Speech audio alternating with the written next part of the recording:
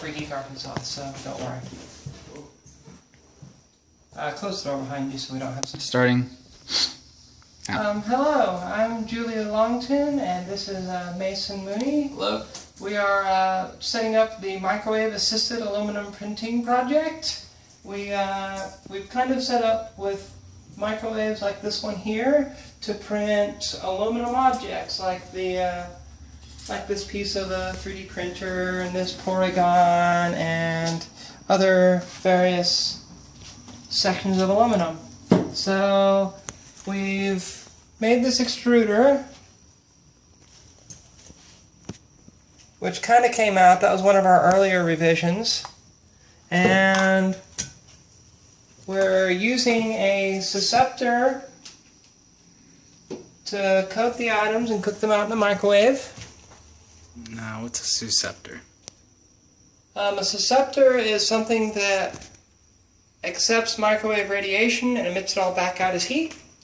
We've got this kiln that we've constructed for producing aluminum in a liquid form that is basically just coated with susceptor on the inside, very thick, made of fire cement and perlite, which we use in microwaves just like this one here to melt aluminum so we can pour them into various 3D printed shapes. That's it in a nutshell.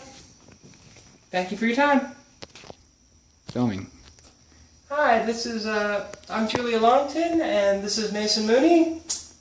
We are working closely with HackDC on this aluminum printing project so that we can print out random shapes of aluminum by printing them first in plastic, then putting them in a mold, burning them away, and coming out with sections of aluminum like the ones you see here. We've been working on this technique for about 2 months. We use a kiln filled with microwave susceptors in order to actually melt aluminum, which we can then pour directly into our molds and produce high quality parts just ready for machining.